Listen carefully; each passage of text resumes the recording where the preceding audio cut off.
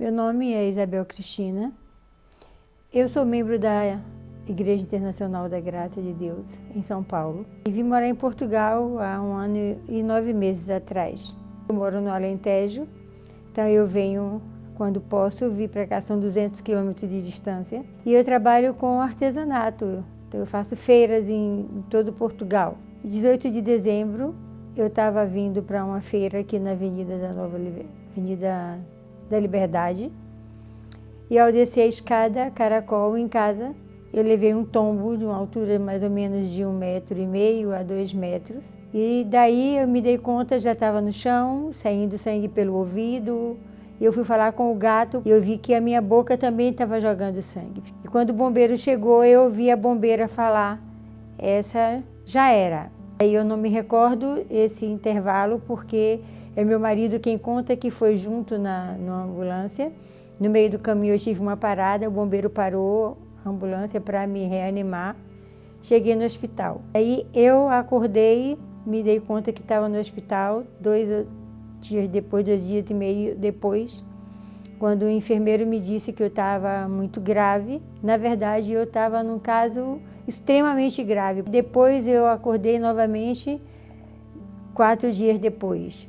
Já estava operada porque eu tive fratura craniana, eu tive 11 costelas quebradas, eu tive a minha clavícula quebrada em 2 lugares, já estava operada da clavícula e já estava sendo transferida para uma enfermaria. Eu estava numa UTI, não é? Depois eu passei por um processo de não saber quem eu era, não saber meu nome.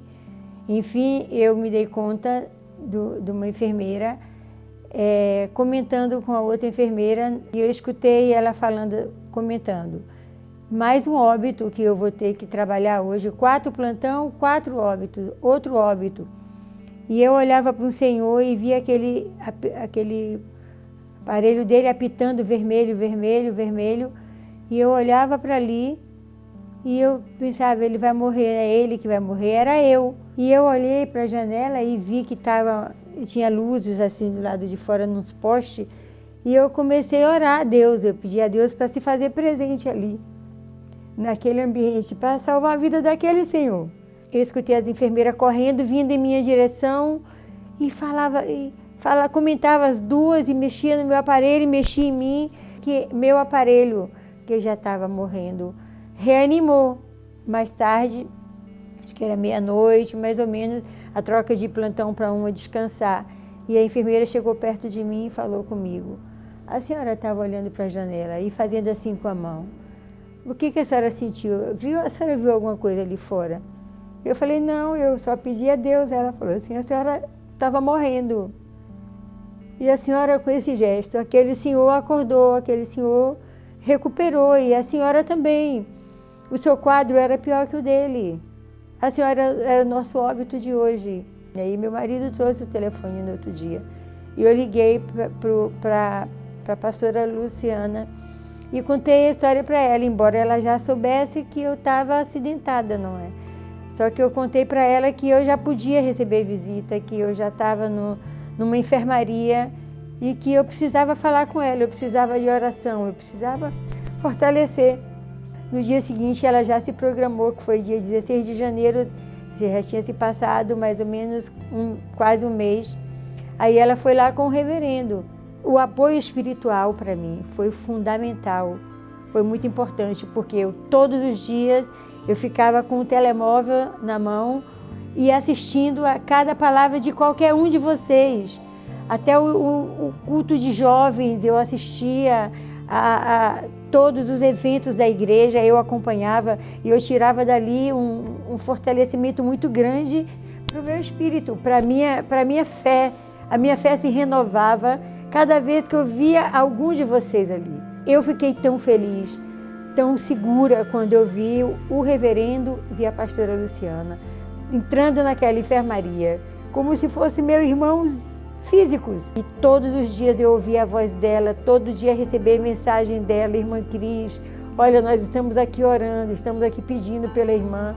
Então isso para mim foi muito importante.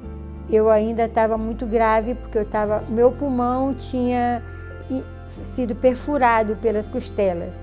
Então, o meu pulmão estava muito encharcado e não tinha muita chance para mim. E aí o médico falou para mim de manhã, falou, olha, eu vou ser sincero com a senhora tem pouco recurso, está com oxigênio e está precisando de oxigênio. Então, eu estou sendo bem sincero com a senhora, eu tenho que fazer um procedimento, é um procedimento muito dolorido, mas eu preciso drenar o seu pulmão, eu preciso tirar algum sangue do seu pulmão. Esse braço ficou com sequela porque fizeram a cirurgia da clavícula e prenderam um nervo aqui. Eu estou com o nervo preso aqui, por isso esse braço não tem muito movimento. Eu tenho que tirar, no mínimo, 1 litro de pulmão, de sangue do seu pulmão. E isso é perfurando a senhora pela sua lateral e sem anestesia. Novamente, eu pedi àquele Deus que se fizesse presente. E eu senti a mão dele segurando na minha mão. E aí eu senti aquele líquido passando quente em cima do meu braço. Foi quando saiu, ele tirou 1,5 litro de sangue do meu pulmão. A partir daquele dia, foi só evolução, eu sentindo evolução. E eu falava tudo, eu falava com a pastora Luciana. Eu mantinha ela informada de todas as minhas evoluções. E aí eu fui evoluindo, com mais ou menos 1 semana eu já estava consciente 100%. Depois, todos os dias ele chegava e falava, eu estou tão contente com esse Deus que a senhora acredita. Eu quero acreditar nesse Deus que a senhora acredita. E no dia 31 eu tive alta.